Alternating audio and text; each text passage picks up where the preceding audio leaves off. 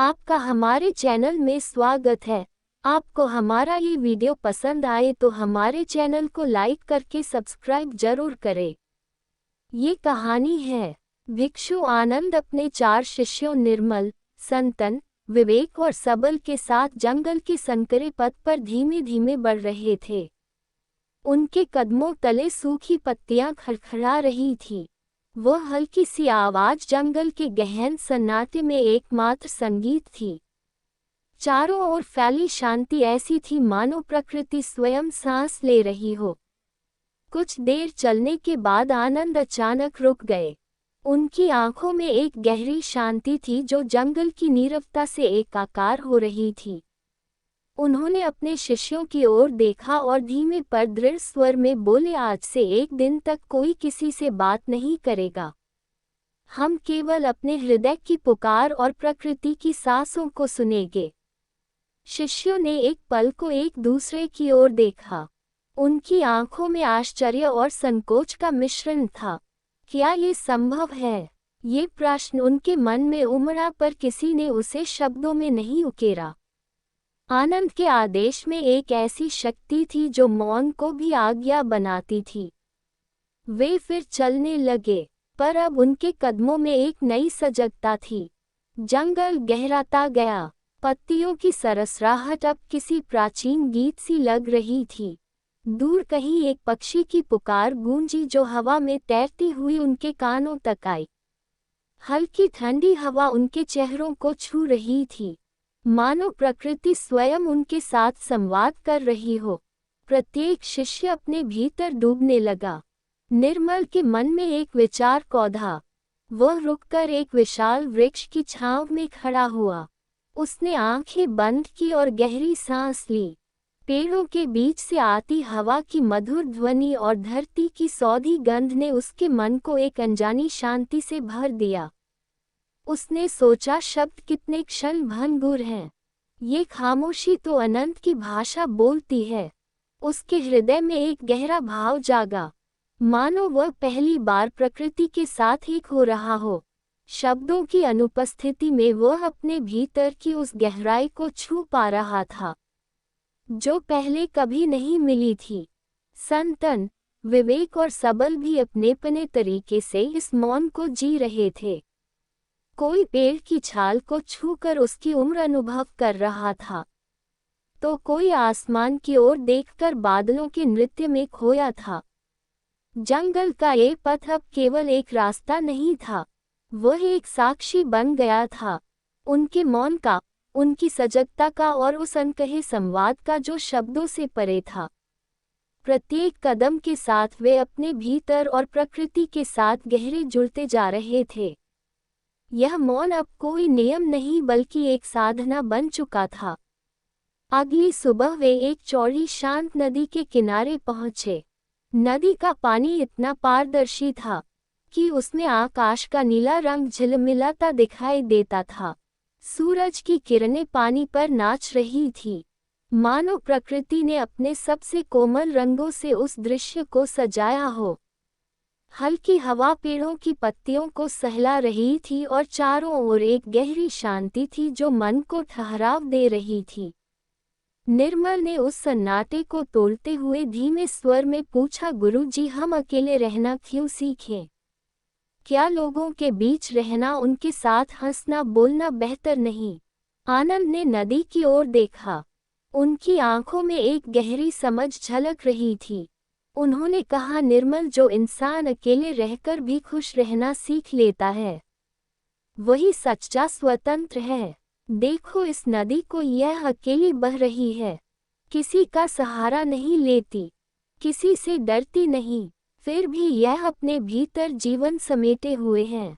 मछलियाँ, पौधे और अनगिनत जीव इसके साथ बहते हैं। यह अपने रास्ते पर चलती है, बिना किसी की प्रतीक्षा किए। संतन, जो अब तक चुपचाप सुन रहा था, ने धीरे से कहा, तो क्या गुरुजी, अकेलापन कमजोरी नहीं बल्कि एक शक्ति है? आनंद के चेहरे पर हल्की मुस्कान तैर गई। उन्होंने कहा, हाँ संतन, एकांत में तुम अपने मन की गहराइयों को छू सकते हो। भीड़ में इंसान अक्सर खो जाता है, अपने आप से दूर हो जाता है। लेकिन एकांत में तुम अपने विचारों, अपनी भावनाओं, अपने सत्य को पा सकते हो। ये वह जगह है जहाँ तुम्हें कोई और नहीं, सिर्फ तुम्हारा असली स्वरूप मिलता है। चारों शिष्य नदी के किनारे बैठ गए। पानी का हल्का हल्का बहाव जैसे कोई प्राचीन गज़ल गा रहा हो उस धीमे स्वर में। एक गहरी बात छिपी थी। नदी मानो कह रही थी अपने रास्ते पर चलो अकेले भी, क्योंकि तुम में वह शक्ति है जो तुम्हें पूरा करती है। तीसरे दिन की सुबह एक नई उमंग लेकर आई थी। सूरज की किरणें आसमान में फैल रही थी और हवा में एक हल्की सी ठंडक थी जो यात्रियों के मन को तरोताजा कर रही थी। भिक्षु आनंद और उनके 4 शिष्य निर्मल, संतन, विवेक और सबल अब तक जंगल और नदी की सीख को अपने हृदय में संजो चुके थे। उनकी यात्रा उन्हें एक छोटे से गांव में ले आई, जहां एक रंग बिरंगा मेला लगा था। गांव की गलियां हंसी खुशी और जीवन की उमंग से भरी थी। हर तरफ रंगीन झंडियां लहरा रही थी और हवा में मिठाइयों की मधुर सुगंध तैर रही थी। ढोल नगाड़ों की आवाज, बच्चों की हंसी और लोगों की ऊंची नीची बातें एक अनोखा संगीत रच रही थी। यह ऐसा शोर था जो मन को लुभाता था, उसे अपनी ओर खींचता था। शिष्य इस उत्सव के रंग में डूब गए। निर्मल की नजरें रंग बिरंगे खिलौनों और चमकीली वस्तुओं पर ठहर गई जो मेले की दुकानों पर सजी थी। संतन ने ढोल की था पर कदम थिरकाने की कोशिश की। उसका चेहरा बच्चों सी मासूमियत से चमक रहा था। विवेक, जो हमेशा चीजों को तर्क की कसौटी पर कसता था, मेले की भीड़ को देखकर यह समझने की कोशिश कर रहा था कि लोग इतने साधारण क्षणों में भी इतना सुख कैसे पा लेते हैं। और सबल, जो स्वभाव से शांत था, चुपचाप मेले की चहल पहल को निहार रहा था। उसकी आंखों में एक गहरी उत्सुकता थी, जैसे वह इस शोर के पीछे कुछ और ढूंढ रहा हो। आनंद खामोश खड़े थे। उनकी आंखें मेले की भीड़ को देख रही थी, पर उनका मन कहीं और था। वे अपने शिष्यों को इस उत्सव में कुछ देर खो जाने देना चाहते थे। वे जानते थे कि जीवन के रंगों को समझने के लिए उसे जीना भी जरूरी है। कुछ घंटों तक शिष्य मेले की मस्ती में डूबे रहे। उन्होंने मिठाइयाँ खाई, गीत सुने और गांव वालों की हंसी मजाक में शामिल हुए। पर जैसे जैसे दिन ढलने लगा, आनंद ने अपने शिष्यों को इशारा किया और उन्हें गांव के पास बने एक ऊंचे पहाड़ की ओर ले गए। पहाड़ का रास्ता खड़ी चढ़ाई वाला था। पत्थरों और पेड़ों के बीच से गुजरते हुए शिष्यों के कदम धीरे धीरे भारी होने लगे। मेला का शोर अब पीछे छूट चुका था। उसकी जगह एक गहरा सन्नाटा था, जो पहाड़ की चोटी पर और भी गहरा हो रहा था। जब वे चोटी पर पहुंचे तो ठंडी हवा का एक झोंका उनके चेहरों को छू गया। ये हवा इतनी शुद्ध थी, इतनी निर्मल कि वह उनके मन के सारे शोर को धो रही थी। सामने दूर दूर तक फैला हुआ आकाश था और नीचे गांव की रोशनी अब छोटे छोटे तारों की तरह टिमटिमा रही थी। आनंद एक चट्टान पर बैठ गए। उनकी मुद्रा में एक ऐसी शांति थी जो पहाड़ की चुप्पी के साथ एकाकार हो रही थी। उन्होंने अपने शिष्यों की ओर देखा और कहा, भीड़ में खो जाना आसान है मेरे प्रिय शिष्यों। वहाँ रंग है, आवाजें हैं, हंसी है, ये सब तुम्हें अपनी ओर खींचता है। पर उस शांति को पाना कठिन है जो इस पहाड़ की चुप्पी में छिपी है। ये शांति तुम्हें तब तक नहीं मिल सकती जब तक तुम अपने मन को शांत करना नहीं सीखते। शिष्यों ने आनंद की बातों को ध्यान से सुना। उनकी आवाज में एक ऐसी गहराई थी जो उनके मन को झकझोर रही थी। आनंद ने आगे कहा, मेले का शोर तुम्हें बाहर की दुनिया से जोड़ता है। वह तुम्हें क्षणिक सुख देता है, पर वह सुख जल्दी ही फीका पड़ जाता है। लेकिन ये पहाड़, ये सन्नाटा, ये तुम्हें तुम्हारे भीतर ले जाता है। अगर तुम्हारा मन शांत है तो कोई भीड़, कोई भी शोर तुम्हें विचलित नहीं कर सकता। सच्ची शांति बाहर की चीजों से नहीं आती, वह तुम्हारे भीतर से जन्म लेती है। निर्मल ने पहाड़ की छोटी से नीचे की ओर देखा। गांव की रोशनी अब और भी छोटी लग रही थी। उसे महसूस हुआ कि मेला का शोर जो कुछ देर पहले उसे इतना आकर्षक लग रहा था, अब एक दूर की याद बन चुका था। संतन ने अपनी आंखें बंद की और ठंडी हवा को अपने भीतर समेट लिया। उसे लगा जैसे ये हवा उसके मन के सारे उलझनों को उड़ा ले जा रही हो। विवेक, जो हमेशा सवालों में उलझा रहता था, ने पहली बार अपने विचारों को विश्राम दिया। उसे लगा कि इस सन्नाटे में सारे जवाब छिपे हैं और सबल, जो चुपचाप खड़ा था, ने अपने भीतर एक नई शक्ति का अनुभव किया। ये शक्ति उसे बता रही थी कि सच्चा सुख बाहर की भीड़ में नहीं बल्कि इस शांति में है। आनंद ने एक छोटा सा पत्थर उठाया और उसे हवा में उछाला। पत्थर नीचे की ओर लुढ़कता चला गया और उसकी आवाज पहाड़ की चुप्पी में गूंज उठी। ये पत्थर भीड़ में नहीं सुना जाता, उन्होंने कहा, पर इस सन्नाटे में इसकी आवाज साफ सुनाई देती है। तुम्हारा मन भी ऐसा ही है। जब वह शोर से भरा होता है तो तुम अपने भीतर की आवाज को नहीं सुन पाते, लेकिन जब तुम उसे शांत करते हो तो तुम्हें अपने भीतर का हर जवाब मिल जाता है। रात गहराने लगी थी, आकाश में तारे चमक रहे थे और पहाड़ की चोटी पर एक गहरी शांति छाई थी। शिष्य चुपचाप बैठे थे, उनके मन में अब कोई सवाल नहीं था, केवल एक गहरी समझ थी। वे समझ चुके थे कि शांति कोई बाहरी स्थान नहीं है, वह एक आंतरिक अवस्था है जो तब मिलती है जब तुम अपने मन के शोर को थाम लेते हो। ये पहाड़, ये सन्नाटा, ये ठंडी हवा, ये सब उन्हें यही सिखा रहे थे कि सच्ची शांति तुम्हारे भीतर ही छिपी है और उसे पाने के लिए तुम्हें केवल अपने मन को सुनना होगा। यात्रा का अंतिम दिन आ गया था। सूरज की किरणें अब धीरे धीरे क्षितिज की ओर झुक रही थी और आसमान में एक सुनहरा नारंगी रंग फैल रहा था, मानो प्रकृति स्वयं इस यात्रा के समापन का उत्सव मना रही हो। भिक्षु आनंद और उनके 4 शिष्य निर्मल, संतन, विवेक और सबल एक विशाल बरगद के पेड़ के नीचे रुके। ये बरगद इतना विशाल था कि उसकी शाखाएं आसमान को छूती प्रतीत होती थी। उसकी जड़ें धरती में गहरे तक समाई थी, जैसे वह समय और प्रकृति का एक अनमोल गवाह हो। हवा में एक हल्की सी ठंडक थी, वह ठंडक जो मन को शांत करती थी, और बरगद की पत्तियों की सरसराहट एक सौम्य संगीत पैदा कर रही थी। ये वह संगीत था जो केवल शांत मन ही सुन सकता था। आनंद ने अपने शिष्यों को पेड़ के नीचे बैठने का इशारा किया। उनकी आंखों में एक गहरी शांति थी जो उस प्राचीन वृक्ष की तरह अडिग और शांत थी। आंखें बंद करो और ध्यान करो, आनंद ने कहा। उनकी आवाज में एक ऐसी गंभीरता थी जो शिष्यों को विचारों में डुबो देती थी। सभी शिष्य उनके इशारे पर एक बड़े तने के नीचे बैठ गए। उनकी आंखें स्वतः ही बंद हो गई। निर्मल ने अपनी सांसों को गिनना शुरू किया। संतन ने अपने मन की उथल-पुथल को शांत किया। विवेक ने अपने विचारों को एक सूत्र में पिरोना शुरू किया और सबल, जो हमेशा कम बोलता था, ने चुपचाप ध्यान करना शुरू किया। 1 घंटा बीत गया।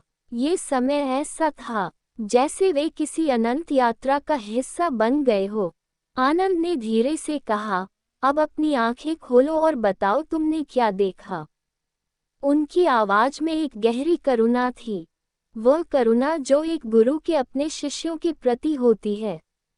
निर्मल ने कुछ पल सोचने के बाद कहा, मैंने अपने विचारों की आवाज सुनी। वे पहले की तरह तेज और उलझन भरे थे, पर धीरे धीरे वे शांत होने लगे। मुझे लगा जैसे मैं अपने मन की गहराइयों में उतर रहा हूँ। उसकी आंखों में एक नई चमक थी, वह चमक जो नई समझ के जन्म लेने की थी। संतन ने कहा, मैंने महसूस किया कि अकेलापन डरावना नहीं है। यह एक सुंदर अनुभव है। यह मुझे मेरे भीतर की शांति से मिलाता है। उसकी आवाज में एक गहरा विश्वास था, वह विश्वास जो केवल गहरे अनुभव से आता है। विवेक ने कहा, मुझे लगा कि मौन मुझे स्वयं से मिलवा रहा है। यह मेरे भीतर की सैर है। मैंने अपने मन को शांत करना सीख लिया है। उसकी आंखें बंद थीं, वह अपने भीतर की यात्रा पर था। सबल, जो हमेशा कम बोलता था, ने कहा, मैंने पाया कि शांति मेरे भीतर थी, बाहर की दुनिया में नहीं। यह मेरे लिए एक नई खोज थी। उसकी आवाज में एक गहरी शांति थी, वह शांति जो केवल सच्चे ध्यान से मिलती है। आनंद मुस्कुराए। उनकी मुस्कान में एक गहरी संतुष्टि थी, जैसे एक माता पिता अपने बच्चे की पहली उपलब्धि पर गर्व महसूस करता है। यही कारण है कि मैंने तुमसे कहा था, शांत और अकेले रहना सीखो, क्योंकि जब तुम अपने भीतर के मौन को सुन लेते हो तब तुम असली स्वतंत्रता को पाते हो। उनकी आवाज में एक ऐसी गहराई थी जो शिष्यों के हृदय को छू गई। ये वह गहराई थी जो केवल सत्य के साथ आती है। शिष्यों ने आनंद की ओर देखा। उनके चेहरों पर एक गहरी शांति थी। निर्मल ने कहा, गुरु जी, इस मौन ने मुझे मेरे विचारों को व्यवस्थित करना सिखाया। मैं अब अपने मन की उथल पुथल को समझ सकता हूँ। संतन ने कहा, मैंने सीखा कि एकांत मुझे मेरे डर से मुक्त करता है। यह मुझे मेरे सच्चे स्वरूप से मिलाता है। विवेक ने कहा, मैंने पाया कि मौन मेरे सवालों का जवाब है। यह मुझे मेरे भीतर की सैर कराता है। और सबल ने कहा, मैंने जाना कि शांति मेरे भीतर का संगीत है। यह मेरी आत्मा का नृत्य है। आनंद ने धीरे से सिर हिलाया। उनकी आंखों में एक चमक थी, जैसे वे अपने शिष्यों की प्रगति से प्रसन्न हो। तुम सब ने अपने तरीके से सत्य को छुआ है। उन्होंने कहा, मौन और एकांत तुम्हें तुम्हारे भीतर की अनंत संभावनाओं से जोड़ता है। ये तुम्हें तुम्हारी सच्ची शक्ति देता है। जब तुम अपने मन को शांत कर लेते हो तो तुम संसार को नए सिरे से देखना शुरू कर देते हो। उनकी बातें सुनकर शिष्यों के मन में एक गहरी शांति छा गई। वे समझ चुके थे कि यह यात्रा केवल बाहरी दुनिया की नहीं बल्कि उनके भीतर की थी। बरगद के नीचे बैठे हुए शिष्यों ने आसमान की ओर देखा।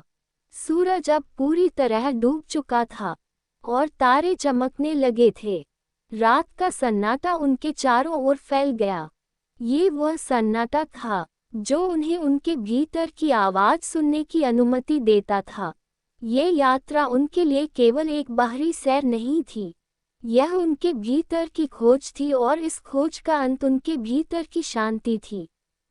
दोस्तों, सोचिए आप किसी को गुस्से में कुछ कह रहे हैं और सामने वाला शांत खड़ा है। वह ना आपकी बातों का जवाब देता है और ना कोई प्रतिक्रिया। क्या ये संभव है? क्या ये ताकत है या कमजोरी? आज हम आपको बुद्ध की एक ऐसी कहानी सुनाने जा रहे हैं जिसमें एक युवक मोहन ने सीखा कि लोगों की बातों से प्रभावित हुए बिना शांति कैसे पाई जाती है। लेकिन ये सफ़र आसान नहीं था। उसने संघर्ष किया, सवाल पूछे और अंत में पाया असली आत्मनियंत्रण का रहस्य। ये कहानी सिर्फ सुनने के लिए नहीं है, इसे महसूस करना है, क्योंकि इसका हर मोड़ आपकी सोच बदल सकता है। चलिए अब शुरू करते हैं ये रहस्यमयी और प्रेरणादायक यात्रा जो आपकी जिंदगी को बदल सकती है। सूरज डूबने को था। नदी के किनारे हल्की हवा बह रही थी और दूर एक पेड़ के नीचे गौतम बुद्ध ध्यान मग्न थे। उनके चारों ओर शांति फैली हुई थी। तभी मोहन धीरे धीरे उनके पास आया। उसके चेहरे पर चिंता की लकीरें साफ दिख रही थी।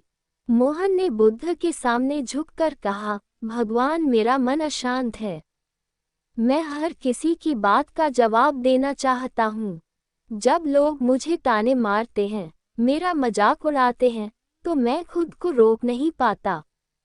मैं गुस्से में उनकी हर बात का जवाब देने की कोशिश करता हूँ, लेकिन अंत में मैं थक जाता हूँ। मुझे समझ नहीं आता कि मैं शांति कैसे पा सकता हूँ। बुद्ध ने आंखें खोली। उनकी नजरें शांत थी लेकिन भीतर तक झांकने वाली थी। उन्होंने मोहन को बैठने का संकेत दिया। कुछ देर चुप रहने के बाद बुद्ध बोले, मोहन, क्या तुमने कभी देखा है कि अगर कोई व्यक्ति नदी में पत्थर फेंकता है तो क्या नदी जवाब देती है? मोहन ने चौंक कर कहा, नहीं भगवान, नदी तो बस बहती रहती है। बुद्ध मुस्कुराए और बोले, तो फिर तुम क्यों हर पत्थर का जवाब देने में समय व्यर्थ कर रहे हो? मोहन ने कुछ कहने के लिए मुंह खोला लेकिन बुद्ध ने हाथ उठाकर उसे रोक दिया। उन्होंने एक मिट्टी का कटोरा उठाया और उसे मोहन को देते हुए कहा, इस कटोरे को पकड़ो। अब चलो मेरे साथ। मोहन ने कटोरा पकड़ा और बुद्ध के पीछे चल पड़ा। कुछ ही कदमों के बाद बुद्ध ने कहा, अब इसे जमीन पर रख दो। मोहन ने ऐसा ही किया। बुद्ध ने मुस्कुराते हुए पूछा, क्या तुम्हें कटोरा रखने से हल्का महसूस हुआ? मोहन ने सिर हिलाया। हाँ भगवान। बुद्ध ने कहा, मोहन, ये कटोरा तुम्हारे उन विचारों की तरह है जो दूसरों की बातों को अपने मन में पकड़ कर रखने से भारी हो जाते हैं। अगर तुम इन्हें अनसुना कर दो तो तुम्हारा मन हल्का हो जाएगा, जैसे इस कटोरे को रखने से तुम्हारे हाथ हुए। मोहन ने गहरी सांस ली। उसकी आंखों में जैसे कुछ जागा हो। वह बोला, तो क्या मैं लोगों की बातों को बिना जवाब दिए छोड़ सकता हूँ? बुद्ध ने कहा, बिल्कुल, यह आसान नहीं होगा, लेकिन तुम्हें सीखना होगा कि हर पत्थर का जवाब देने से बेहतर है बहते रहना। अपने विचारों को उस नदी की तरह शांत बनाओ जो अपना रास्ता खुद बनाती है, चाहे कितने भी पत्थर उसमें फेंके जाएं। मोहन ने पहली बार महसूस किया कि शांति बाहरी नहीं बल्कि भीतर की यात्रा है। उसने बुद्ध से और जानने की इच्छा जताई, लेकिन उसकी पहली सीख यही थी, लोगों की बातों को अपने मन से हटाना ही असली शांति है। अगले दिन सुबह का समय था। हवा में हल्की ठंडक थी और बुद्ध अपने शिष्यों के साथ ध्यान में बैठे थे। मोहन भी वहीं मौजूद था। वह पिछले दिन की बातों पर सोच रहा था, लेकिन उसके मन में अब भी कई सवाल थे। अचानक बुद्ध ने अपनी आंखें खोली और मोहन की ओर देखा। बुद्ध ने कहा, मोहन, आज मैं तुम्हें एक और पाठ सिखाना चाहता हूँ, लेकिन पहले तुम मेरे साथ जंगल चलो। मोहन को कुछ समझ नहीं आया, लेकिन वह चुपचाप बुद्ध के साथ चल पड़ा। कुछ दूरी पर एक पेड़ के नीचे बुद्ध ने उसे रुकने का संकेत दिया। उन्होंने उसे एक खाली कटोरा दिया और कहा, मोहन, इस कटोरे को पकड़ो। अब मैं इसमें पानी डालूंगा। तुम्हें इसे तब तक संभाल कर रखना है जब तक मैं ना कहूँ। बुद्ध ने धीरे धीरे कटोरे में पानी डालना शुरू किया। कटोरा भरने लगा और पानी किनारों तक आ गया। मोहन ने बहुत ध्यान से कटोरे को पकड़ा हुआ था। तभी बुद्ध ने कहा, अब इसे लेकर चलो, लेकिन ध्यान रखना पानी बाहर नहीं गिरना चाहिए। मोहन ने धीरे धीरे चलना शुरू किया। कुछ ही देर में पास से गांव के कुछ लोग गुजरे जो मोहन को देखकर हंसने लगे। एक ने ताना मारा, अरे ये क्या कर रहा है? लगता है अब ये पानी ढोने वाला बन गया है। दूसरे ने कहा, कितना अजीब दिख रहा है, ये हमेशा कुछ ना कुछ बेवकूफ़ी करता रहता है। मोहन ने उनकी बातें सुनी लेकिन उसने जवाब नहीं दिया। उसका पूरा ध्यान कटोरे में था। जैसे जैसे वह आगे बढ़ा, लोगों की टिप्पणियां तेज होती गई, लेकिन मोहन ने कोई प्रतिक्रिया नहीं दी। वह बस अपने कदमों पर ध्यान देता रहा। कुछ देर बाद बुद्ध ने उसे रुकने का इशारा किया और पूछा, मोहन, क्या तुमने उन लोगों की बातों को सुना? मोहन ने सिर हिलाते हुए कहा, हाँ भगवान, लेकिन मैं उनकी बातों का जवाब नहीं दे सका क्योंकि मेरा पूरा ध्यान कटोरे के पानी पर था। अगर मैं उनकी बातों में उलझता तो पानी गिर जाता। बुद्ध ने मुस्कुराते हुए कहा, बस यही तुम्हें अपने जीवन में करना है। लोग हमेशा कुछ न कुछ कहेंगे। अगर तुम उनकी बातों पर ध्यान दोगे तो अपने जीवन का पानी यानी अपनी शांति खो दोगे। अपने उद्देश्य पर ध्यान केंद्रित करो और बाकी सब अनसुना करो। मोहन ने गहरी सांस ली। ये पाठ सरल था, लेकिन गहरी था। उसने महसूस किया कि जब तक वह अपनी ऊर्जा दूसरों की बातों का जवाब देने में लगाता रहेगा, तब तक वह अपने जीवन की सही दिशा में आगे नहीं बढ़ पाएगा। उस दिन मोहन ने पहला कदम उठाया, शांति को चुनने का, लेकिन यह उसकी यात्रा की केवल शुरुआत थी। उसे अब भी कई और सीख की जरूरत थी। मोहन को अब तक बुद्ध से 2 पाठ मिल चुके थे, लेकिन ये सीखना आसान नहीं था कि हर बार शांत रहकर दूसरों की बातों को अनसुना किया जाए। वह अपने गांव लौटा और कोशिश करने लगा कि किसी की नकारात्मक बातों का जवाब न दे। एक दिन मोहन खेतों में काम कर रहा था। सूरज सिर पर था और वह थका हुआ था। तभी गांव के कुछ लोग वहां आए। उनमें से एक ने हंसते हुए कहा, अरे मोहन, क्या तुमने खेती करने का फैसला किया है? ये काम तुम्हारे बस का नहीं है। आखिरकार तुम वही हो जो हर काम अधूरा छोड़ देता है। दूसरे ने बोला, सुनो, बुद्ध के पास जाकर तुमने कुछ नहीं सीखा। लगता है तुम बस समय बर्बाद कर रहे हो। मोहन ने पहले तो उनकी बातों को अनसुना करने की कोशिश की। उसने खुद को शांत रखा और अपने काम में व्यस्त रहा, लेकिन उनकी टिप्पणियां बढ़ती जा रही थी। हर शब्द एक तीर की तरह उसके मन को चुभ रहा था। अंत में मोहन का धैर्य टूट गया।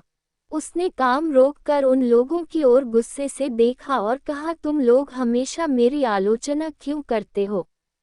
मैं जो भी करता हूँ तुम उसे नीचा दिखाने की कोशिश करते हो। लोगों ने उसकी प्रतिक्रिया देखकर और जोर से हंसना शुरू कर दिया। मोहन को लगा कि उसने फिर वही गलती कर दी। वह नाराज होकर वहां से चला गया। शाम को वह फिर से बुद्ध के पास पहुंचा। उसने पूरी घटना बताते हुए कहा, भगवान, मैं असफल हो गया। मैं उनकी बातों का जवाब दिए बिना खुद को रोक नहीं सका। क्या मैं कभी इसे सीख पाऊंगा? बुद्ध ने मुस्कुराते हुए एक पेड़ की ओर इशारा किया। पेड़ की जड़ें सूखी थी और पत्ते मुरझा चुके थे। बुद्ध ने मोहन से कहा, मोहन, क्या ये पेड़ तुम्हें स्वस्थ लगता है? मोहन ने सिर हिलाते हुए कहा, नहीं भगवान, ये पेड़ तो मर चुका है। इसकी जड़ें भी सूख चुकी हैं। बुद्ध ने पूछा, अगर कोई इस पेड़ को पानी डालने की कोशिश करे, तो क्या ये फिर से हरा भरा हो जाएगा? मोहन ने कहा, नहीं भगवान, अगर जड़ें मर चुकी हैं तो कोई भी प्रयास इसे जीवित नहीं कर सकता। बुद्ध ने गहरी आवाज में कहा, बस यही बात समझ लो। जो लोग तुम्हें नीचा दिखाने की कोशिश करते हैं उनके भीतर की जड़ें पहले ही सूख चुकी हैं। उनकी बातों का जवाब देने से कुछ नहीं बदलेगा। तुम केवल अपनी ऊर्जा और समय बर्बाद करोगे।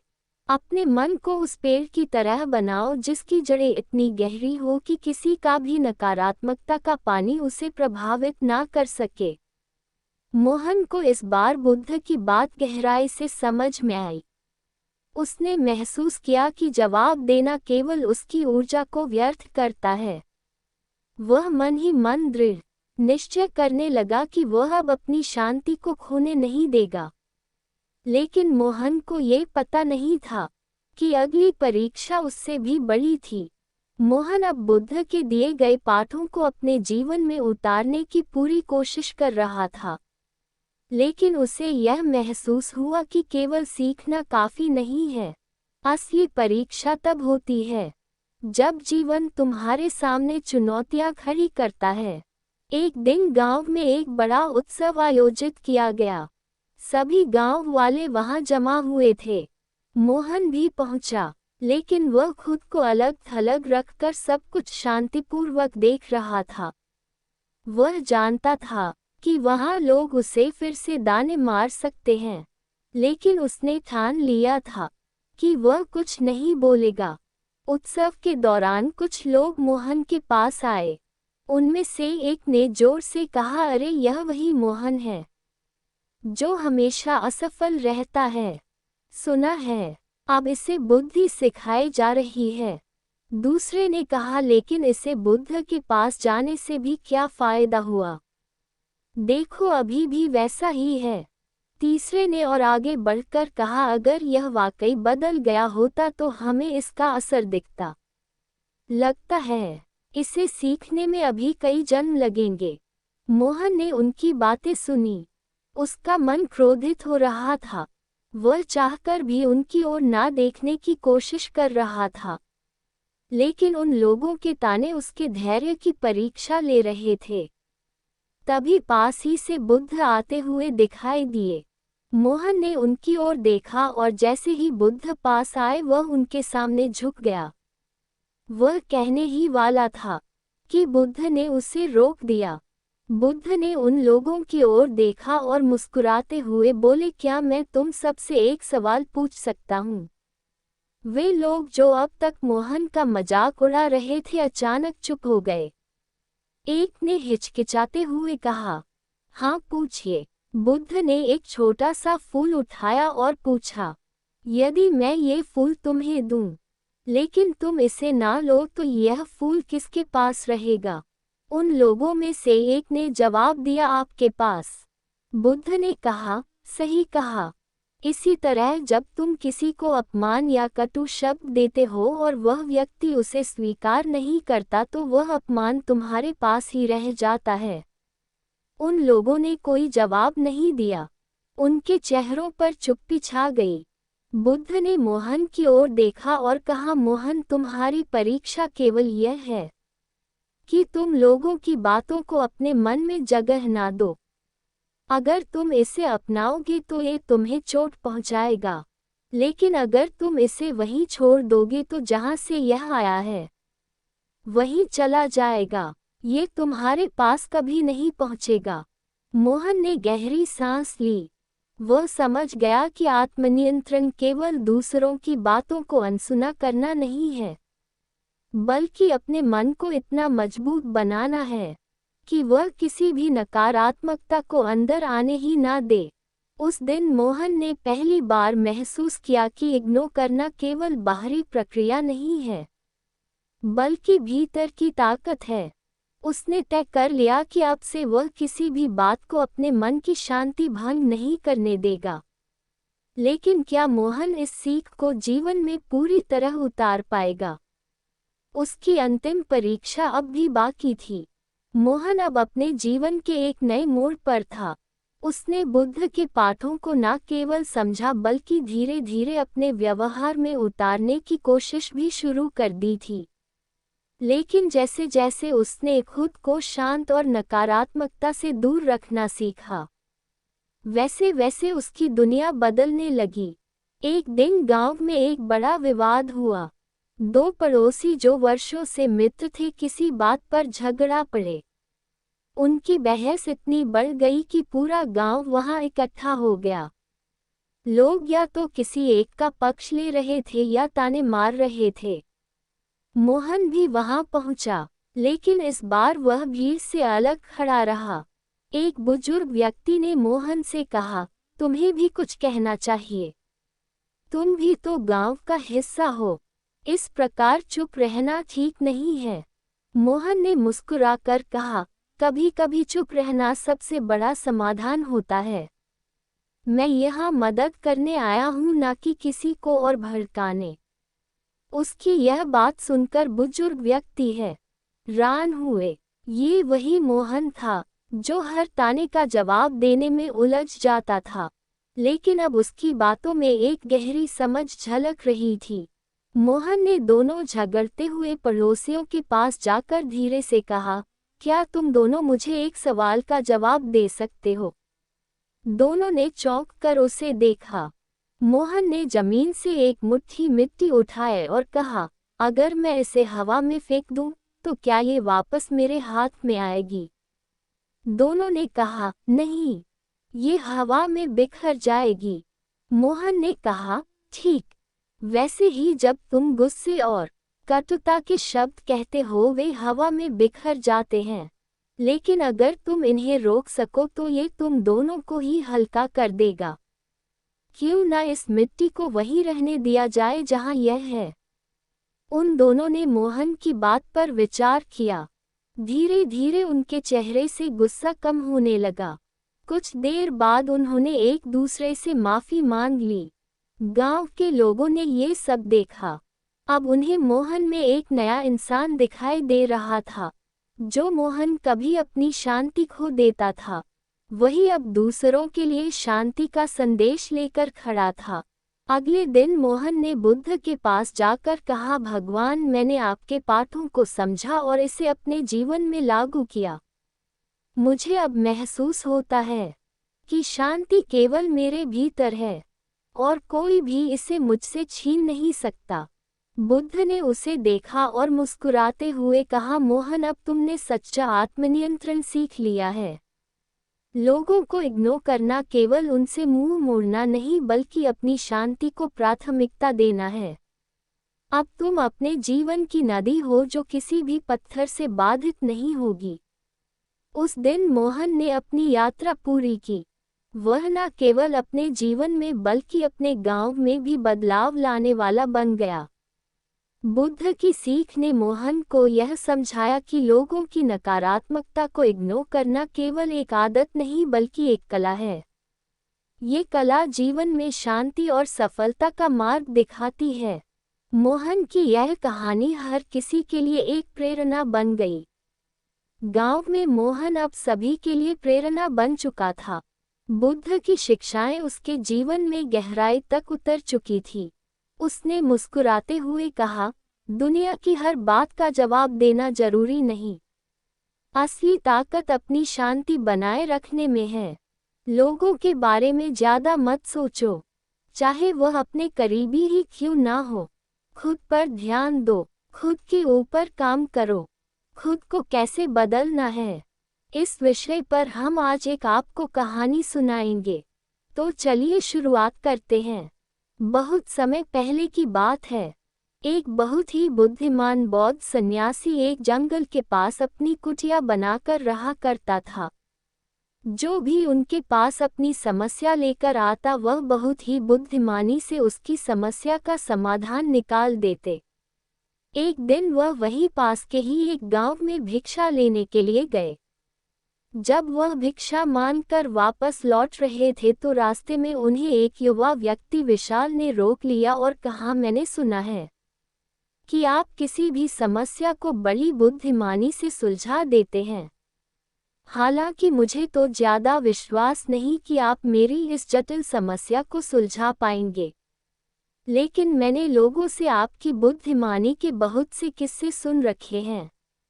इसलिए मैं आपसे एक बात जानना चाहता हूं कि हमें किसी भी काम में असफलता की घबराहट क्यों होती है, और हम अपने किसी भी लक्ष्य को असफलता के घबराहट के बिना कैसे प्राप्त कर सकते हैं। विशाल का ये प्रश्न सुन बौद्ध सन्यासी मुस्कुराए और बोले, मैं तुम्हारे इस प्रश्न का उत्तर जरूर दूंगा और उसके बाद से तुम्हारी सारी घबराहट भी खत्म हो जाएगी। लेकिन उससे पहले तुम्हें मेरे साथ मेरी कुटिया तक चलना होगा। विशाल उन बौद्ध सन्यासी की बुद्धिमत्ता को परखना चाहता था, इसीलिए वह कुटिया तक जाने के लिए तैयार हो गया। इसके बाद वह बौद्ध सन्यासी विशाल को अपने जंगल के पास बनी कुटिया में लेकर आए। लेकिन तब तक शाम हो चुकी थी, इसीलिए वह भोजन करके सो गए। अगले दिन जब वह उठे तो बुद्धिमान सन्यासी ने विशाल से कहा, चलो आज मैं तुम्हें जंगल की सैर कराता लाता हूँ, और वह दोनों जंगल की तरफ निकल पड़े। कुछ देर बाद बौद्ध सन्यासी ने विशाल को एक गुफा दिखाई और कहा, चलो मैं तुम्हें उस गुफा की सैर कराता हूँ। कराता? विशाल ने कहा, हाँ चलो, मुझे भी जंगल की गुफा देखने की काफी दिनों से इच्छा थी। इसके बाद वे दोनों गुफा के अंदर चले गए। गुफा के अंदर काफी अंधेरा था। लेकिन थोड़ी देर बाद बौद्ध सन्यासी चुपके से गुफा से बाहर निकल आए और उस गुफा के द्वार को बाहर से बंद कर दिया। विशाल ने गुफा के भीतर से बहुत आवाज दी कि मुनिवर, आप कहाँ चले गए? कहाँ चले गए? मुझे जवाब क्यों नहीं दे रहे? लेकिन बहुत देर तक कोई जवाब न मिलने के बाद वह घबरा गया और घबराकर गुफा के द्वार की तरफ भागा। जैसे ही विशाल गुफा की प्रवेश द्वार पर पहुंचा, वह हैरान रह गया। यह क्या? यहाँ तो किसी ने गुफा के द्वार को बाहर से बंद कर दिया है। अब मैं बाहर कैसे निकलूंगा? अब वह अकेले अकेले उस अंधेरी गुफा में काफी भयभीत और परेशान हो गया। विशाल सोचने लगा कि कहीं उस बौद्ध सन्यासी ने उसे मारने की योजना तो नहीं बनाई थी। अब वह गुफा में इधर उधर घूमकर बाहर निकलने का रास्ता ढूंढने लगा। वह गुफा में काफी देर तक इधर उधर भटकता रहा, लेकिन उसे बाहर निकलने का कोई रास्ता नहीं मिला। अब उसे जोरों की प्यास और भूख भी लग रही थी, इसीलिए वह शांत होकर एक जगह बैठ गया। तभी उसे एक सुरंग से सूर्य की रोशनी आती हुई दिखाई दी और उस रोशनी आने वाली सुरंग तक पहुंचना बहुत ही कठिन था, क्योंकि चारों तरफ बस अंधेरा ही अंधेरा था और वह सुरंग भी काफी ऊंचाई पर थी।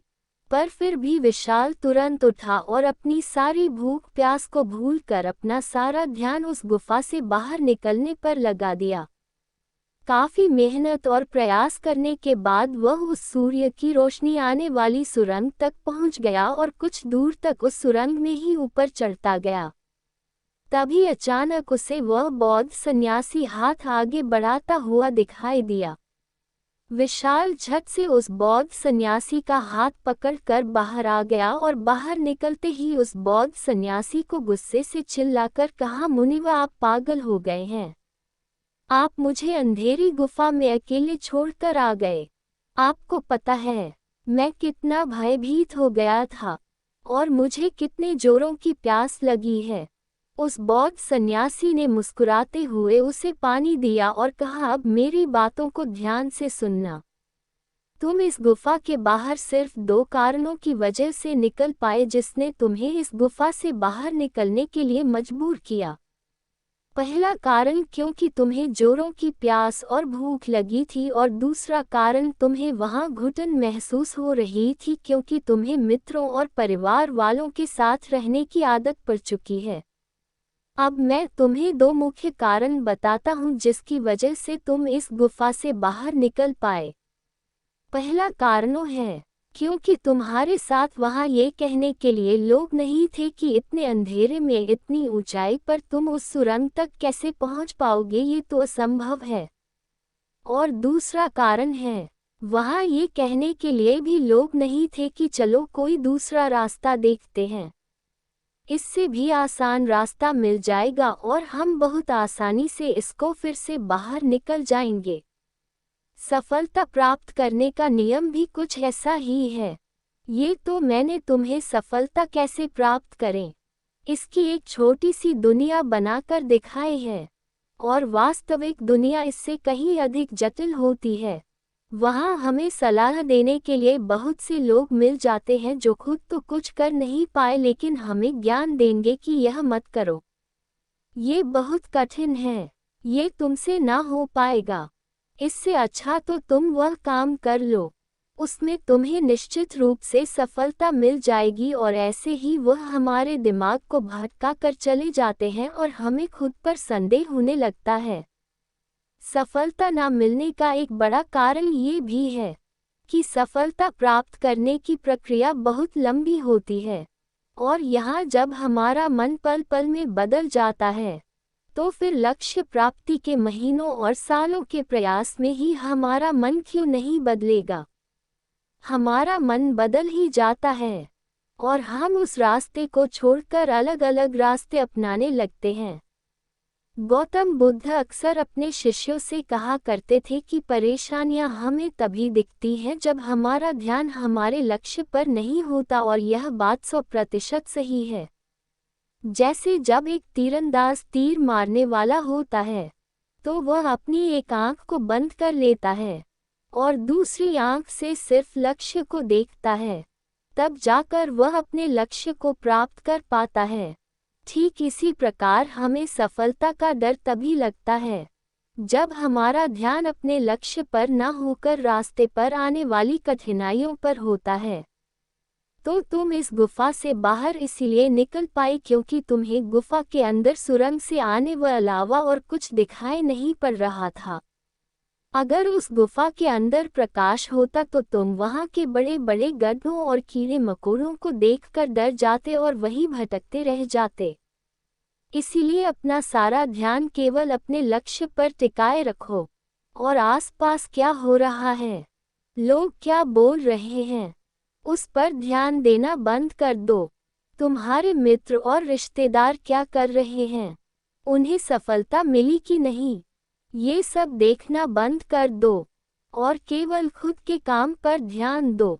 फिर देखना कि जब तुम्हारा समय आएगा तो लोग खड़े होकर तुम्हारे लिए तालियां बजाएंगे। और इतना कहकर वह बौद्ध सन्यासी मौन हो गए। विशाल ने कहा, मुनिवा, आपने तो आज मेरी आंखें ही खोल दी।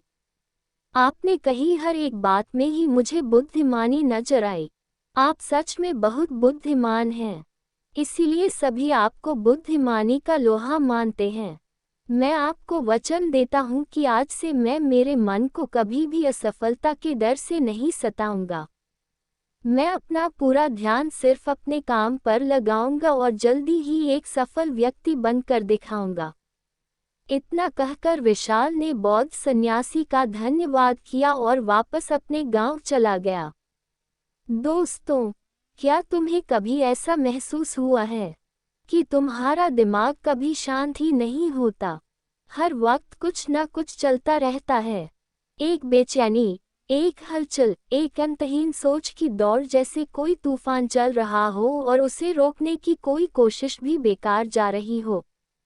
तुम रात को सोने की कोशिश करते हो, लेकिन तुम्हारा दिमाग तब भी रुकता नहीं। कल ऑफिस में क्या होगा? जो गलती हो गई उसका क्या होगा? क्या मैं सही दिशा में जा रहा हूँ? क्या मुझे कोई पसंद करता है या नहीं? अगर मैं असफल हो गया तो क्या होगा?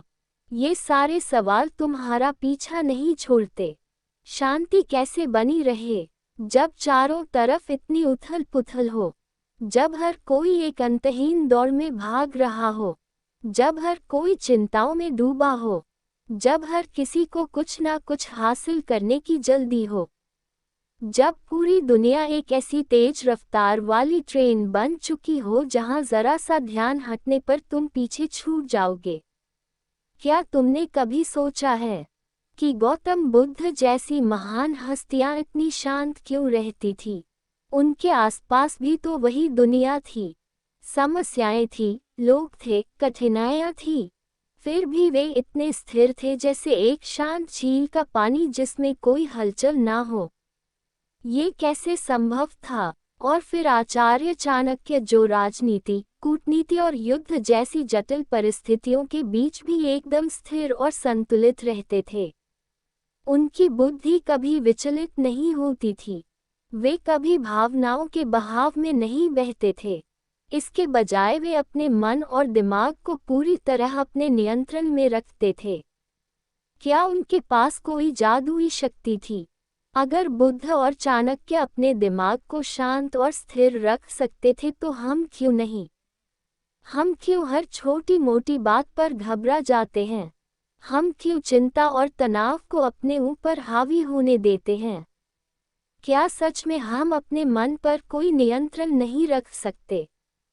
जब तुम्हारा दिमाग शांत नहीं होता तो समझ लो कि तुम अपने ही सबसे बड़े दुश्मन बन चुके हो। क्योंकि जब तुम्हारा मन अशांत होता है तो तुम्हारी सोच गलत फैसले लेने लगती है। तुम छोटी छोटी बातों पर घबरा जाते हो और धीरे धीरे तुम्हारी जिंदगी से सुकून गायब हो जाता है। फिर चाहे तुम कितना भी बड़ा लक्ष्य हासिल कर लो, वह तुम्हें सच्ची खुशी नहीं देगा क्योंकि तुम्हारे भीतर शांति ही नहीं होगी। क्या इस भाग दौड़ भरी जिंदगी में भी हम अपने दिमाग को शांत रख सकते हैं?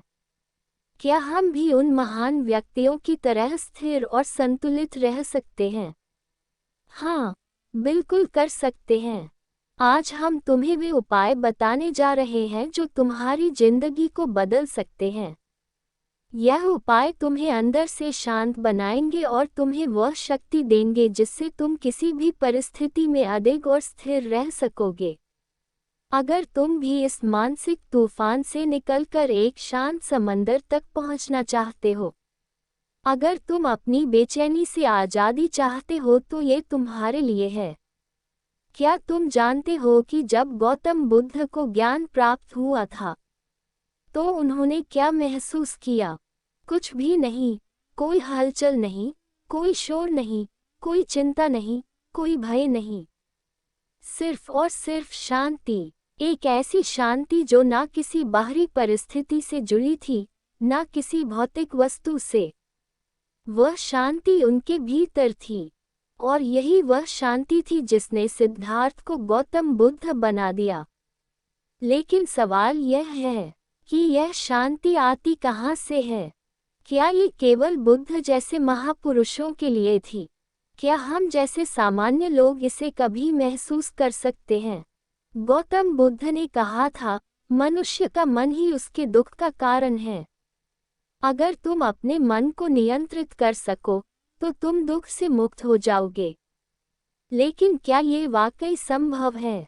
क्या हम अपने दिमाग को इतना नियंत्रित कर सकते हैं कि कोई चिंता, कोई डर, कोई गुस्सा हमें हिला ना सके? एक दिन सनातन नामक शिष्य ने बुद्ध से पूछा, भगवान, मेरा मन बहुत अशांत रहता है। ये हमेशा उलझनों में फंसा रहता है। मैं इसे शांत कैसे कर सकता हूँ?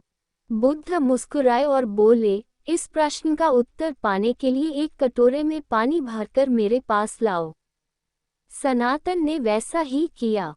फिर बुद्ध ने कहा, अब इस कटोरे को हिलाओ।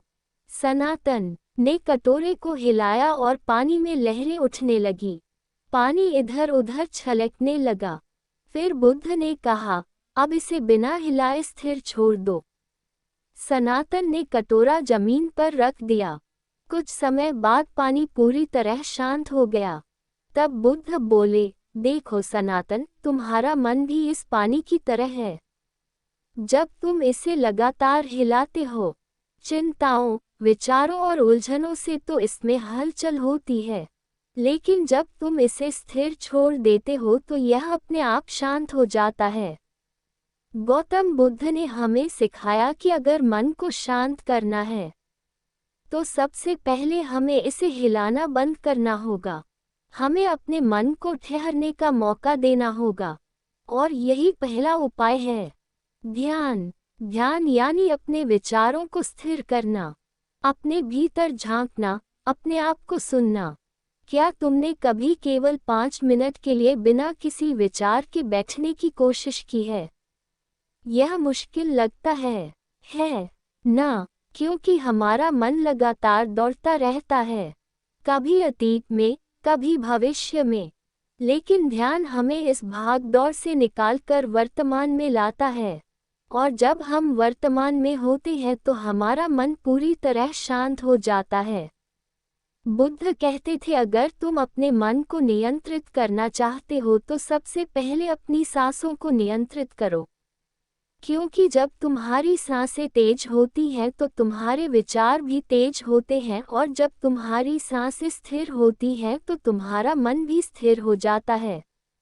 इसलिए अगर तुम अपने दिमाग को शांत रखना चाहते हो तो हर दिन बस 5 मिनट के लिए अपनी सांसों को महसूस करो। गहरी सांस लो, धीरे धीरे छोड़ो, कुछ मत सोचो, बस अपनी सांसों के बहाव को देखो। यही वह रहस्य है जिसे बुद्ध ने अपनाया था, और यही वह रहस्य है जिससे तुम भी अपने विचारों पर नियंत्रण पा सकते हो। लेकिन ध्यान और सांसों के अलावा बुद्ध ने हमें एक और महत्वपूर्ण सबक सिखाया, वर्तमान में जीने की कला। तुम क्या सोचते हो? तुम्हारी सारी चिंताओं का असली कारण क्या है? जो हो चुका है या जो होने वाला है? सच्चाई यह है कि हमारा दिमाग या तो अतीत की गलतियों में उलझा रहता है या भविष्य की चिंताओं में, और इसी वजह से हम कभी भी शांति महसूस नहीं कर पाते। बुद्ध ने कहा था, जो अतीत में रहता है वह दुखी रहता है, जो भविष्य में रहता है वह चिंतित रहता है, लेकिन जो वर्तमान में जीता है वही वास्तव में जीता है। अगर तुम अपने दिमाग को शांत रखना चाहते हो तो बस एक चीज सीख लो, हर पल को पूरी तरह जीना। जब तुम खा रहे हो तो सिर्फ खाने पर ध्यान दो, जब तुम किसी से बात कर रहे हो तो पूरी तरह वहां मौजूद रहो, जब तुम काम कर रहे हो तो सिर्फ काम पर ध्यान दो, और जब तुम आराम कर रहे हो तो पूरी तरह आराम करो। गौतम बुद्ध ने हमें सिखाया कि शांति कहीं बाहर से नहीं आती, शांति हमारे भीतर से आती है, और अगर हम अपने विचारों को नियंत्रित करना सीख लें तो दुनिया की कोई भी ताकत हमें अशांत नहीं कर सकती। क्या तुमने कभी सोचा है कि आचार्य चाणक्य जैसे बुद्धिमान व्यक्ति का दिमाग कभी अशांत क्यों नहीं होता था? क्या वे भी कभी घबराते थे? क्या वे भी कभी उलझन में पड़ते थे? क्या तुम्हें भी कभी ऐसा महसूस हुआ है, जब तुम्हारे दिमाग में इतनी सारी बातें एक साथ चल रही हो कि तुम समझ ही ना पाओ कि क्या सही है, क्या गलत, क्या करना चाहिए, क्या नहीं? और सबसे बड़ा सवाल, इस स्थिति से निकला कैसे जाए? आचार्य चाणक्य ने हमें सिखाया कि अगर तुम्हें अपने मन को शांत रखना है तो सबसे पहले तुम्हें धैर्य सीखना होगा। धैर्य ही वह गुण है जो तुम्हें हर मुश्किल से बाहर निकाल सकता है। लेकिन धैर्य का मतलब क्या है? क्या ये सिर्फ चुपचाप बैठकर इंतजार करना है? नहीं, धैर्य का मतलब है सही समय का इंतजार करना, सही अवसर को पहचानना और सही निर्णय लेना। चाणक्य ने एक कहानी के माध्यम से इसे समझाया। एक समय की बात है, एक शिकारी जंगल में शिकार करने गया। उसने एक हिरण देखा और धनुष पर तीर चढ़ाया, लेकिन तभी उसकी नज़र एक शेर पर पड़ी जो झाड़ियों में छिपा हुआ था। शिकारी घबराया। अगर उसने हिरण पर निशाना लगाया तो शेर उस पर हमला कर सकता था, और अगर उसने शेर पर निशाना लगाया तो हिरण भाग सकता था। उसने एक क्षण के लिए अपनी सांस रोकी, अपने दिमाग को शांत किया और फिर वह निर्णय लिया जिसने उसकी जान बचा ली। उसने ना तो हिरण पर तीर चलाया ना शेर पर। वह धीरे से पीछे हटा और सुरक्षित स्थान पर चला गया। चाणक्य हमें यही सिखाते हैं कि जब भी तुम्हें लगे कि तुम्हारा दिमाग अशांत हो रहा है, जब भी तुम किसी फैसले को लेकर उलझन में हो तो सबसे पहले रुको। तुरंत कोई निर्णय मत लो, अपने विचारों को स्थिर होने दो, और जब तुम्हारा दिमाग शांत हो जाए तब सही फैसला लो। चाणक्य कभी जल्दबाजी में फैसला नहीं लेते थे। वे हमेशा पहले पूरी स्थिति को समझते, धैर्य रखते, अपने विचारों को स्थिर करते और फिर सही निर्णय लेते। यही कारण था कि वे इतिहास के सबसे महान रणनीतिकार बने। सनातन ने एक बार चाणक्य से पूछा, गुरुदेव, जब मेरा मन बहुत बेचैन हो जाता है तब मुझे क्या करना चाहिए? चाणक्य मुस्कुराए और बोले, जब मन अशांत हो तो सबसे पहले उसे काम में लगाओ, क्योंकि व्यस्त दिमाग कभी अशांत नहीं होता। अगर तुम्हारा मन चिंता कर रहा है तो उसे चिंता करने मत दो। उसे कोई ऐसा काम दो जिसमें वह पूरी तरह डूब जाए, चाहे वह पढ़ाई हो, लेखन हो, कोई कला हो या कोई नया कौशल सीखना हो। क्योंकि जब मन किसी रचनात्मक या उपयोगी काम में व्यस्त होता है तो अनावश्यक विचार आने बंद हो जाते हैं, और यही मानसिक स्थिरता की पहली कुंजी है। इसके अलावा एक और तरीका है, प्रकृति से जुड़ना। अगर तुम्हारा मन बहुत बेचैन है तो बस कुछ देर के लिए बाहर निकलो, खुली हवा में जाओ, पेड़ों को देखो, आसमान को निहारो, अपनी सांसों को महसूस करो। चाणक्य कहते थे कि जो व्यक्ति प्रकृति से जुड़ता है उसका मन कभी अशांत नहीं होता। प्रकृति में एक ऐसी शक्ति है जो हमारे मन को शांत करती है, हमें अपने आप से जोड़ती है और अंत में सबसे महत्वपूर्ण बात संयम। अपनी भावनाओं पर नियंत्रण रखो। चाणक्य कहते थे कि जो व्यक्ति अपनी भावनाओं को नियंत्रित कर सकता है वही अपने जीवन को नियंत्रित कर सकता है। अगर कोई तुम्हें गुस्सा दिलाए तो शांत रहो, अगर कोई तुम्हें नीचा दिखाए तो मुस्कुराओ, क्योंकि जो व्यक्ति प्रतिक्रिया देने से पहले सोचता है वही अपने मन को पूरी तरह नियंत्रित कर सकता है। अगर तुम अपने दिमाग को शांत रखना चाहते हो तो ये सूत्र अपनाओ। धैर्य रखो, जल्दबाजी मत करो, अपने विचारों को स्थिर करो, प्रकृति से जुड़ो, अपने मन को रचनात्मक कार्यों में व्यस्त रखो और सबसे महत्वपूर्ण अपनी भावनाओं पर नियंत्रण रखो। यही वे सिद्धांत हैं जिन्हें चाणक्य ने अपनाया था और यही वे सिद्धांत हैं जो तुम्हारी जिंदगी को बदल सकते हैं। क्या तुम्हारे साथ भी ऐसा होता है? क्या तुम्हारा मन कभी इतनी जोर से बोलता है कि तुम उसे रोक ही नहीं पाते? क्या तुम्हें भी ऐसा लगता है कि तुम्हारा दिमाग तुम्हारे काबू में नहीं है? आज हम बात करेंगे कि कैसे अपने मन को शांत किया जाए, कैसे अपने विचारों को नियंत्रित किया जाए और कैसे योग, ध्यान और जीवन शैली के सही बदलावों से अपने दिमाग को पूरी तरह संतुलित रखा जाए। सनातन ने एक बार गुरु से कहा, गुरुदेव, मेरा मन हमेशा अशांत रहता है। जब भी मैं कोई काम करता हूँ मेरा ध्यान भटक जाता है। जब भी मैं कोई निर्णय लेने की कोशिश करता हूँ हजारों विचार मेरे दिमाग में आते हैं। कृपया मुझे बताएं इस बेचैनी से कैसे छुटकारा पाऊं। गुरु मुस्कुराए और बोले, सनातन, मन एक पागल घोड़े की तरह है। अगर इसे नियंत्रण में नहीं रखा तो ये तुम्हें गिरा सकता है, लेकिन अगर तुम इसे सही तरीके से साध लो तो यही घोड़ा तुम्हें अपनी मंजिल तक ले जाएगा। अब सवाल यह है कि इस घोड़े को काबू में कैसे किया जाए। सबसे पहले आता है ध्यान। क्या तुम जानते हो कि ध्यान करने से तुम्हारा दिमाग क्यों शांत होता है?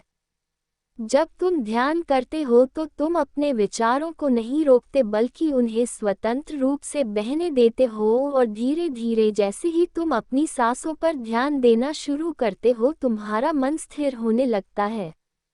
तुम्हारा दिमाग भी उस झील की तरह है। अगर तुम इसे लगातार हिलाते रहोगे चिंताओं, विचारों और उलझनों से तो पानी में लहरें उठती रहेंगी। लेकिन अगर तुम शांत बैठ जाओगे, अपने मन को ठहरने का मौका दोगे, तो धीरे धीरे सारी हलचल अपने आप शांत हो जाएगी। बस इतना ही करो, कुछ ही मिनटों में तुम देखोगे कि तुम्हारा मन पहले से ज़्यादा शांत हो गया है। लेकिन सिर्फ ध्यान ही काफ़ी नहीं है। अगर तुम सच में अपने मन को शांत रखना चाहते हो तो तुम्हें अपने शरीर को भी साधना होगा, और इसके लिए सबसे अच्छा तरीका है योग। योग सिर्फ शरीर को लचीला बनाने के लिए नहीं है।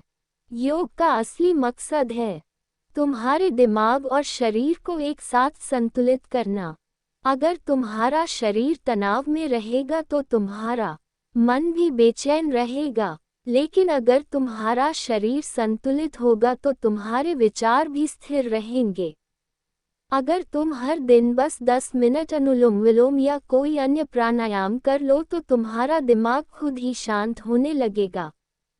क्योंकि जब तुम अपनी सांसों को नियंत्रित करना सीखते हो तो धीरे धीरे तुम्हारा दिमाग भी नियंत्रण में आने लगता है। अब बात करते हैं जीवन शैली सुधारने की। क्या तुम जानते हो कि तुम्हारा खान पान, तुम्हारी दिनचर्या और तुम्हारा सोने जागने का समय भी तुम्हारे मानसिक स्वास्थ्य को प्रभावित करता है? अगर तुम हमेशा तला भुना खाना खाते हो, देर रात तक जागते हो और दिन भर मोबाइल या लैपटॉप पर रहते हो तो तुम्हारा मन कभी भी शांत नहीं रहेगा। अगर तुम सच में अपने मन को शांत रखना चाहते हो तो अपनी दिनचर्या को सुधारो। जल्दी सोना, जल्दी उठना, हल्का और सात्विक भोजन करना और दिन में कम से कम 30 मिनट प्रकृति के बीच बिताना। ये सारी चीजें मिलकर तुम्हारे दिमाग को स्थिर और संतुलित बनाएंगी। लेकिन ये सब करने के बाद भी अगर तुम्हारा मन कभी अशांत हो जाए तो क्या करना चाहिए? बस एक बात याद रखो, जिस चीज को तुम नियंत्रित नहीं कर सकते उसे लेकर परेशान होना बंद कर दो। जो चीज तुम्हारे बस में है उन पर ध्यान दो और जो तुम्हारे बस में नहीं है उन्हें जाने दो। क्योंकि चिंता करने से कोई समस्या हल नहीं होती, बल्कि चिंता खुद एक सबसे बड़ी समस्या बन जाती है। गुरु ने सनातन से कहा, देखो सनातन, ये बीज लो। अगर इसे मिट्टी में डालकर सही तरीके से पानी, हवा और धूप दी जाए तो यह एक विशाल वृक्ष बन सकता है। लेकिन अगर तुम इसे बस अपने हाथ में पकड़ कर रखोगे, डरते रहोगे कि कहीं ये खो ना जाए, तो ये कभी कुछ नहीं बनेगा।